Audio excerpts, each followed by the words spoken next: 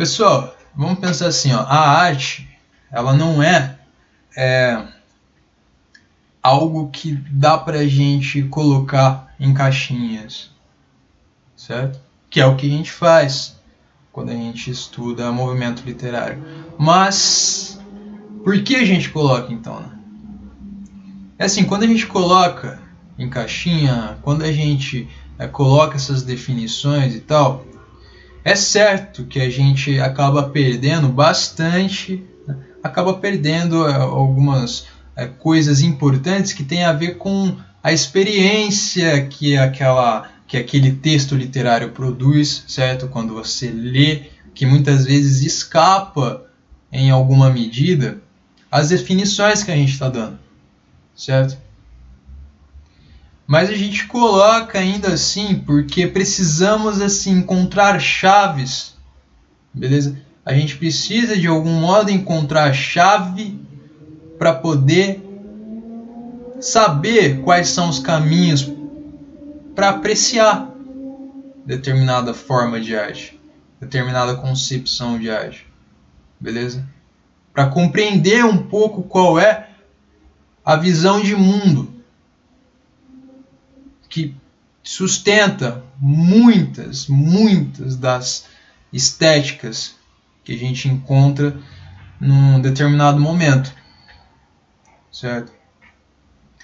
Então, é certo que em certos momentos históricos a gente vai analisar o conjunto da arte. Quando a gente olhar, por exemplo, a arte de fulano de tal, a gente vai encontrar, não, mas fulano de tal é o que melhor representa a estética, né, desse momento e não sei o que lá. Mas pode ser que que a gente fique muito provocados assim quando a gente encontrar um texto desse mesmo fulano de tal que representa a estética tal, não sei o que, mas um texto que foge do que a gente aprendeu quando estava estudando ali movimentos literários, né? A gente aprendeu que não, mas nesse período faziam assim, assado, não sei o que, e o representante maior é fulano de tal. A gente pega a obra de fulano de tal, não, beleza, muita coisa que se encaixa, mas aí tem esses textos aqui que não vai, tal. Talvez a gente fique até incomodado, né? Pense, não, pô, mas isso vai acontecer muito, beleza? Por quê? Alguns conceitos aí estão em jogo, né? É a ideia de moda literária, que é o que a gente vai estar utilizando ali para pensar diretamente em movimento, beleza? Literário, no caso, certo? E o outro é a atitude literária. São coisas que talvez a gente não encontre diretamente expressas quando eu estiver lendo ali as questões do vestibular, etc. Mas são coisas que são muito importantes para entender, para fazer sentido para a gente. Que são esses movimentos loucos aí que ficam, né, se intercalando e que parece que tretam entre si, que tem propostas de arte bem diferentes e que tem, sei lá, no geral, uma visão de mundo bem diferente entre si, certo? E a questão é que quando a gente fala em atitude literária, a gente está falando de coisas muito mais moleculares, coisas muito mais que não falam do todo, sabe? Algumas pessoas, vou dar um exemplo, né? Vamos dizer que agora a gente faz arte da forma X, é assim, né? Alguém pegou e falou, não, essa forma é a forma braba de fazer arte e tal. Mas eu ou você pode fazer um texto muito diferente. Esse texto muito diferente que a gente fez não é o texto mais prestigiado, nesse momento, beleza? A gente não faz os textos mais prestigiados nesse momento. Talvez daqui a 50 anos, talvez daqui a 100 anos, sei lá, talvez daqui a muito tempo que a gente já tenha morrido, já tal, alguém pegue, olhe os nossos textos e fala, olha que interessante, olha que legal, né? Não receberam o prestígio que poderiam ter recebido, porque na época que o Eli, né, e que você fazia esses textos, nessa época, né, o pessoal, no geral, fazia coisa diferente. Não gostava do que o Eli fazia, não gostava do que você fazia. Sacou? O que a gente teve aí foi uma atitude literária que foi diferente, né? Foi diferente do que era a moda literária. Certo? Então, moda literária tem uma maior coesão. A gente pensa numa coesão, né? Numa quantidade maior de pessoas que seguem alguns preceitos, que seguem alguns princípios de fazer literatura. Beleza? Agora, a minha atitude literária pode ser diferente, né? A atitude literária já tem mais a ver com coisas mais ou momentâneas ou coisas mais individuais, enfim, beleza? E vamos lá. Estamos pensando então essa diferença. Atitude literária, moda literária. Moda literária como, né, uma coisa mais coesa, com uma maior quantidade de pessoas que partilham, que compartilham de certos princípios, né, para fazer arte, certas ideias, as pessoas elas estão num acordo, isso aqui, né, vai originar então essa ideia de movimento literário que a gente tem, beleza? E a atitude literária não, como algo mais particular, beleza?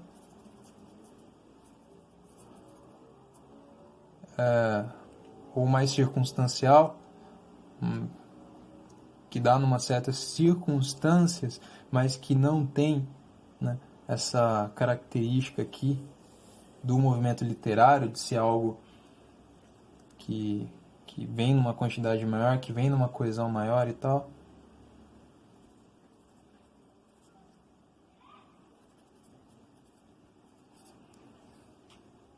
Beleza? Então essas são ideias importantes. E essas são ideias importantes para poder falar, por exemplo, que a gente vai encontrar textos que nós podemos hoje chamar de simbolistas antes do movimento simbolista. Certo? Porque o que a gente vai estar falando quando a gente encontrar esse texto, né, vai ser justamente da atitude literária, né, que num dado momento, numa certa circunstância, ou que uma pessoa, que fulana de tal teve, num momento em que a moda literária não era simbolismo. Não era o que hoje a gente entende por simbolismo, beleza? Então essa é uma ideia bastante importante. Outra ideia bastante importante, a gente tá aprendendo, é a ideia de fato literário também.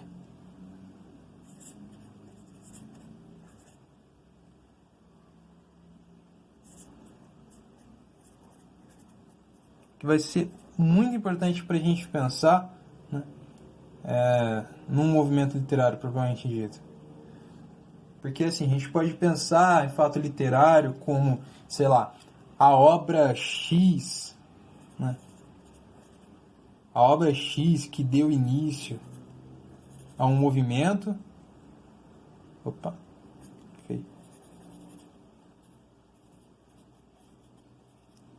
Mas isso não basta, né? A gente tem que pensar que essa obra aqui, ela só vai de fato dar início no movimento, né? Vai fazer sentido enquanto propósito, estética e etc. Beleza? E é claro, pensando que essa obra ela não vem assim do nada, né? Não vem do acaso. Todo um momento de preparação ali e tal. Então, ela só vai fazer sentido assim quando a gente pensar que ela vai atender as demandas num dado contexto, né? Numa dada sociedade, num dado momento histórico. Você tem que pensar o contexto, beleza? Onde esse discurso literário, então é uma ideia bastante importante, onde esse discurso literário, então esse discurso que está, né, nesse texto literário vai fazer sentido, certo? E aí possa ser então adotado, né? E aí a gente possa pensar numa circulação que a gente vai começar a perceber nas obras que se vinculam, né, às propostas estéticas, beleza? As propostas literárias dessa obra aqui que teria dado início. E aí a gente vai ter então toda uma circulação dessas obras aí, que é a nossa relação entre quem escreve e quem lê, certo? Então o público leitor também.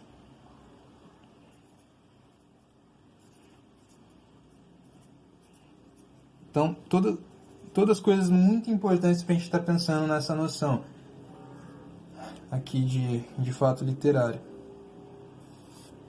Beleza? Olha só, pessoal, e lá na primeira página eu dei um exemplo de eu chegar e falar, pô, encontrei uma forma sensacional de fazer o texto aqui, uma forma linda, cara, dá uma experiência estética muito boa, dá uma sensação sonora sensacional. Use isso aqui, essas 10 sílabas poéticas aqui que eu encontrei, né? Coloca o acento não só na 10ª sílaba poética, coloca lá na 3ª sílaba, coloca lá na 7ª sílaba, então sei lá na 6ª, lá, enfim. Desse exemplo, de eu chegar e falar, né? Encontrei umas formas aqui sensacional. É assim que devemos fazer arte, olha. E aí eu falei que você pode chegar e falar, não, peraí, não é bem assim, né? Nós podemos até fazer assim e tal, mas não. Pô, o que eu sinto, o conteúdo que eu vou trazer é um conteúdo que não pode estar aprisionado, tá pego a formas fixas, certo? E eu dei esse exemplo justamente, né, porque é uma forma também bastante ilustrativa da gente pensar como a visão sobre como a arte deve ser, ela pode, né, ser bem diferente, radicalmente diferente, certo? Mas eu dei esse exemplo também porque é uma coisa que a gente vai estar vendo, é uma discussão que a gente vai estar vendo muito fortemente ao longo da história da literatura, certo? Porque a gente vai ter uma coisinha que a gente vai chamar de tradição clássica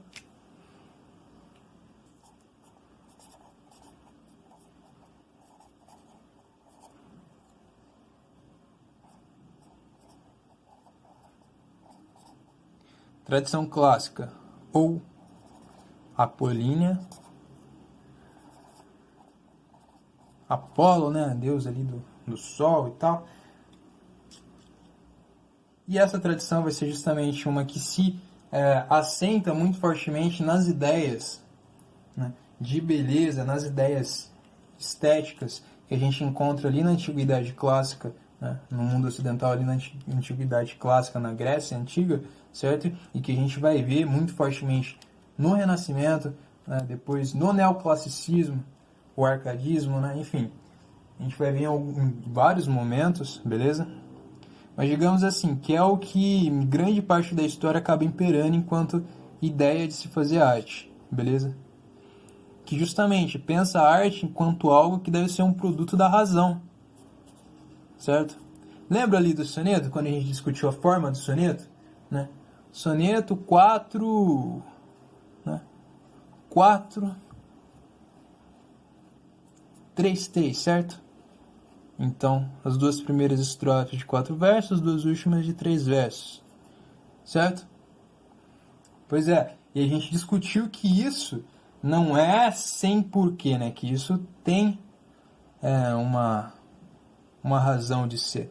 A gente está falando, assim, num momento que o soneto surge, é um momento lá do Renascimento, certo?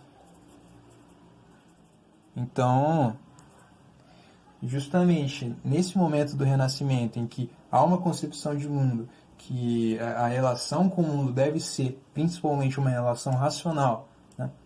Que a razão é o que há de melhor, né, para se relacionar com o mundo e etc., e com o outro e tal, né? O soneto, dentro da literatura, vem como uma forma de você tentar fazer uma exposição ou uma organização racional dos seus conteúdos dentro da literatura, dentro do texto literário, né? Então, uma organização racional mesmo dos seus conteúdos emocionais, certo? Então, aqueles sentimentos que você tem, então aquelas emoções sobre as quais se quer falar,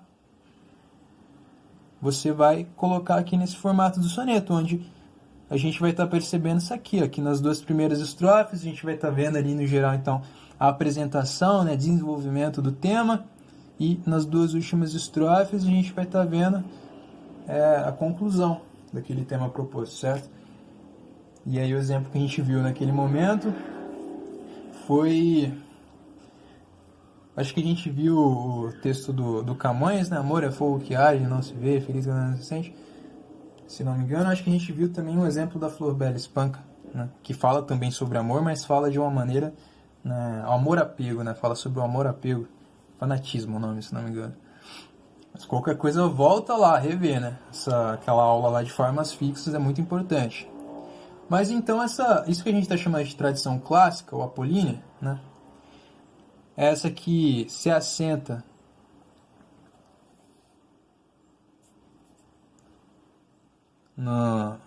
toma como base a arte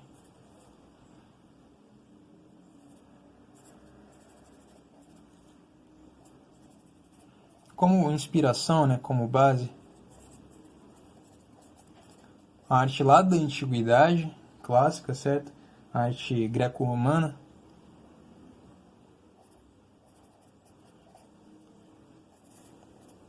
Grécia, Roma.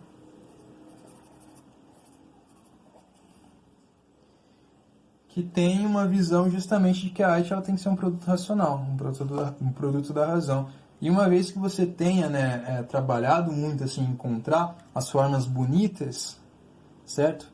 Trabalhado muito racionalmente em encontrar as formas bonitas, então você vai justamente adotar essas formas, certo? Então a gente tem aqui a adoção de formas fixas, muito comumente.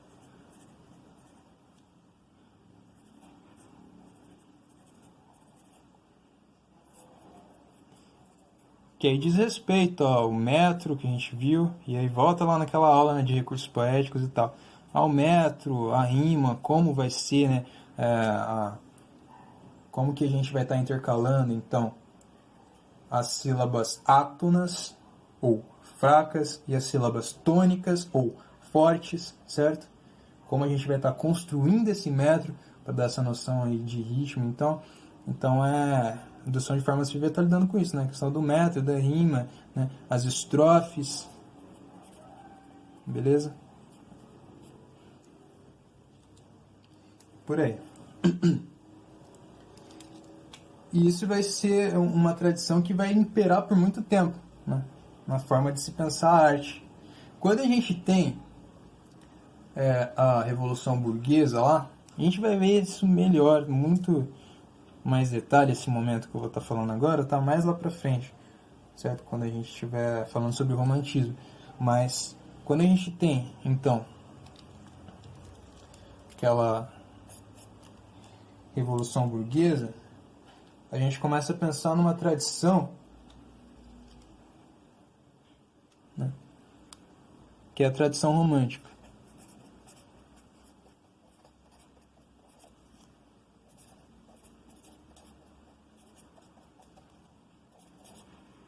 Que é marcada pela oposição a esses valores aqui. Tradição romântica ou dionisíaca.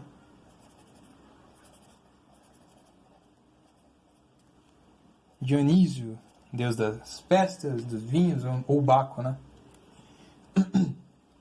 Beleza? Então essa tradição romântica aqui, né, vai ser marcada pela oposição dessa ideia aí de que, a arte ela tem que ser um produto racional, necessariamente, ela deve obedecer a algumas formas e tal. Não, cara. Você tem que pensar, vai ser a proposta dessa tradição romântica aqui, vai se vincular, né, vai ser muito fortemente vinculada também, a gente pode fazer esse vínculo muito fortemente, as ideias que a gente vê lá no Nietzsche, beleza? Vocês vão ver em filosofia depois. E a gente vai ver que dá para pensar muito o diálogo de alguns filósofos românticos justamente com o que a gente vê ali no Nietzsche, beleza? De alguns outros filósofos românticos e o Nietzsche. E nessa tradição aqui a gente vai pensar que o fato de ter sido ao longo do tempo privilegiada uma arte, né, que vem desse processo racional, beleza? Tomando como inspiração essa arte greco-romana, que tem essa concepção de que a razão é o que há de mais elevado ali na compreensão do mundo e tal, né? E que a razão é o que o ser humano tem de mais importante, de melhor, beleza? A razão é o substrato, ela é a base do que é ser humano. Aqui na tradição romântica a gente vai estar dizendo, então, que essa ideia da tradição clássica é uma ideia, arbitrária, beleza? Guarde esse nominho aí. Quer dizer o seguinte, você disse isso, mas você não de fato, assim, tem um meio de provar que é isso, tá ligado? O mundo ocidental privilegiou, isso aqui que tem na tradição clássica, privilegiou a razão, mas privilegiou de forma que acabou negligenciando um outro lado muito importante do que é ser humano também. Ser humano não é um ser simplesmente racional, né? Mas ser humano é um ser também que tem um lado irracional, que tem também um lado muito forte, sentimental, emocional. O ser que habita dentro de cada um de nós é um ser que tem uma relação com o mundo que é uma relação sentimental também, tá ligado? Então, esse sentido vai estar indo em contrassenso disso aqui. A gente vai estar pensando na arte da tradição romântica como uma arte que se vincula muito mais a essa expressividade, a buscar essa expressão, então, desse lado mais emocional, mais sentimental de mundo, certo? Da relação com o mundo, né?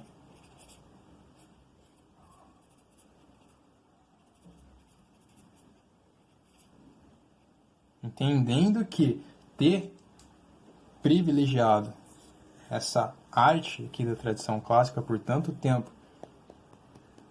ter privilegiado ela como o que há de melhor em arte e etc., foi um absurdo, certo? Porque o ser humano não é simplesmente isso aqui, não é simplesmente razão, beleza? E aí, nesse sentido, a gente vai estar pensando aqui agora uma tradição, então, que ela vai estar tomando uma série de valores, né, que vão em contraposição do que foi hegemônico dentro da arte greco-romana, beleza? Então, quando a gente vê o romantismo propriamente dito, a gente vê um retorno a alguns valores medievais, por exemplo, não porque se quer retornar, né, naquele tempo, mas porque se quer retomar alguns símbolos, certo? Que foram, assim, pisados por essa tradição aqui, beleza? Pela tradição clássica ali no momento que o Renascimento se inicia. Então, a gente vai ter aqui em oposição, né, a essa inspiração aqui da arte greco-romana, que diz que a arte ela tem que ser fruto da razão tão somente, que aí a partir daí você deve encontrar as formas belas, né, e aí a adoção das formas fixas, etc., vai ter muito mais uma liberdade formal, beleza?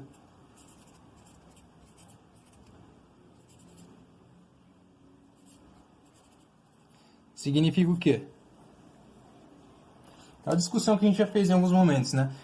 A gente vai ver muitos movimentos que vão estar privilegiando, principalmente, o conteúdo, e muitos movimentos que vão estar privilegiando, principalmente, a forma, e é claro que não tem como negligenciar, se você privilegia o conteúdo, não tem como você negligenciar a forma, simplesmente, e se você privilegia a forma, não tem como negligenciar todo o sentido, né? Simplesmente, todo o significado ou conteúdo, enfim, né? Mesmo se você está trabalhando uma poesia que é principalmente auditiva, Você pode não estar trabalhando com os significados das palavras em si, mas você quer trazer uma sensação, você quer trazer um conteúdo emocional, certo? Então, não tem como pensar forma e conteúdo como coisas separadas, beleza? Mas justamente a gente vai estar vendo que, aqui nessa tradição clássica, o conteúdo vai estar se adequando a uma forma, beleza? Porque essa forma ela foi atingida, né? Se chegou a essa forma através de um processo racional, e essa razão aqui é o que vai estar sendo tomado como fundamento, como fundamental para as artes e para tudo o resto, nessa visão de mundo aqui da tradição clássica, ou apolínea, beleza? E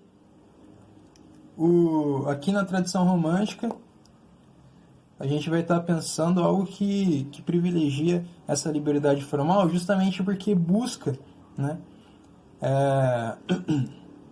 um conteúdo que talvez ele não consiga vir através das formas fixas, né? Que certamente ele não consegue vir através das formas fixas, beleza? Mas pessoal, aí sempre lembrando que não porque a gente tem essa oposição aqui de valores, né, tão fortemente colocado, que não por isso a gente ainda não vai encontrar algumas características, por exemplo, aqui na tradição romântica, que a gente vê também na tradição clássica, beleza? O processo de ruptura, ele é um processo, né?